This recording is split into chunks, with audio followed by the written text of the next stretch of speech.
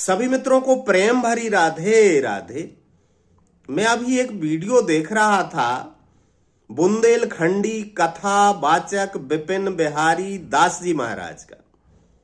उन्होंने एक बहुत अच्छी बात कही।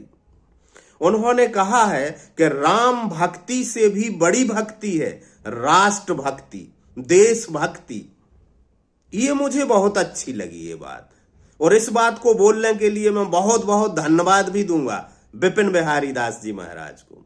बहुत अच्छा बोला कि राम भक्ति से भी बड़ी है राष्ट्र भक्ति, देश भक्ति। क्योंकि राष्ट्र है तो हम राम भक्ति कर पा रहे हैं। यदि राष्ट्र सुरक्षित है तभी तो हम राम का गुणगान कर पाएंगे, राम की भक्ति कर पाएंगे, कृष्ण की भक्ति कर पाएंगे। क्योंकि राष्ट्र ही हमें भक्ति की शक्ति देता है। ये तो बहुत अच्छा बोला विपिन बिहारी ने। होता है कभी कभी भोंदू भी बहुत अच्छी बात बोलते हैं। बहुत अच्छी बात बोली विपिन बिहारी ने। और राष्ट्र को सुरक्षित करने के लिए संविधान का सुरक्षित होना जरूरी है। धर्मो रक्षित रक्षिता, वो श्लोक है ना मनुस्मृति में, कि धर्म को ना मारें, धर्म की रक्षा करें, तभी तो धर्म हमारी रक्षा करेगा। तो हम राष्ट्र की रक्षा करें तभी तो राष्ट्र हमारी रक्षा कर पाएगा और हम राम भक्त बन पाएंगे। राम भक्त बनने से पहले राष्ट्र भक्त बनना बहुत जरूरी है। ये तो 100% नहीं, 1000% सत्य बात बोली है। और राष्ट्र भक्त बनने के लिए हमें संविधान की रक्षा करना पड़ेगी। और संविधान की रक्षा करने के लिए फिर जो बागेश्वर बाबा बोलते वही करना पड़ेगा कि जात पात की करो विदाई और हम सब हिंदू भाई भाई। ये भी ठीक बोला है बागेश्वर बाबा ने। जात पात की विदाई से मतलब जाति का भाव, जाति रहे लेकिन जातिवाद ना रहे। ये ना रहे कि ब्राह्मण ऊंचा है, क्षत्रिय ऊंचा है, शूद्र नीचा है। जातियां तो अत्यंत अनिवार्य हैं। सामाजिक व्यवस्थाओं के लिए जातियां अत्यंत अनिवार्य हैं, लेकिन जातिवाद जहर है, जातिवाद विष की बेल है, जातिवाद बिच्छू का डंक है, जातिवाद कोढ़ की बीमारी है। जातिवाद के कारण ही देश गुलाम हुआ था। तो यदि राष्ट्रवाद आना है तो जातिवाद जाना पड़ेगा, ये वाद हटाना पड़ेगा।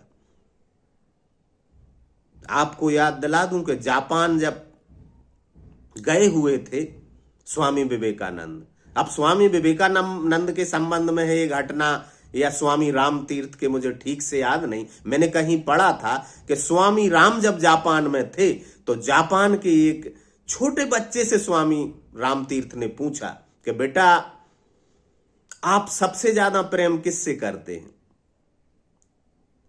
वो बोले कि हम मां बाप से बहुत प्रेम करते। वो बच्चा बोला। स्वामी राम ने बोला कि मां बाप से भी ज्यादा आप किससे प्रेम करते हैं? तो वो बच्चा बोला कि हम अपने देश से प्रेम करते हैं। उन्होंने कहा आप भगवान को मानते हैं? वो बच्चा बोला वो भगवान को मैं मां बाप से भी ज्यादा मानता हूं और देश से भी ज्यादा प्रेम करता हूं भगवान से। वहां शायद बुद्ध धर्म चलता है। तो उसने कहा कि मैं भगवान बुद्ध को देश से भी ज्यादा प्रेम करता हूं। तो राम तीर्थ ने कहा कि वो भगवान आकर तुम्हारे देश को गुलाम बनाए तो क्या करोगे?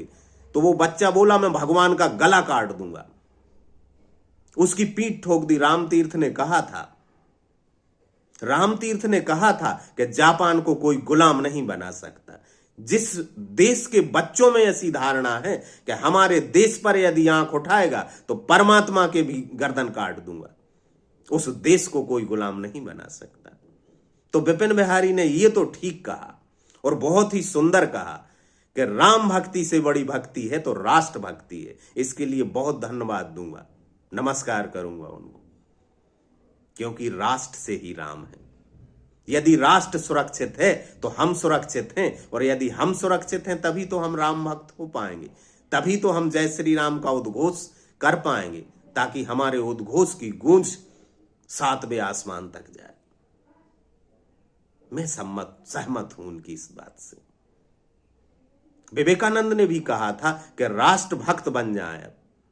विवेकानंद ने मरने से पहले कहा था कि अब आने वाले समय में जब तक भारत सुरक्षित ना हो, आप परमात्मा की प्यास को छोड़ भी सकते हैं, लेकिन राष्ट्र को सुरक्षित रखें।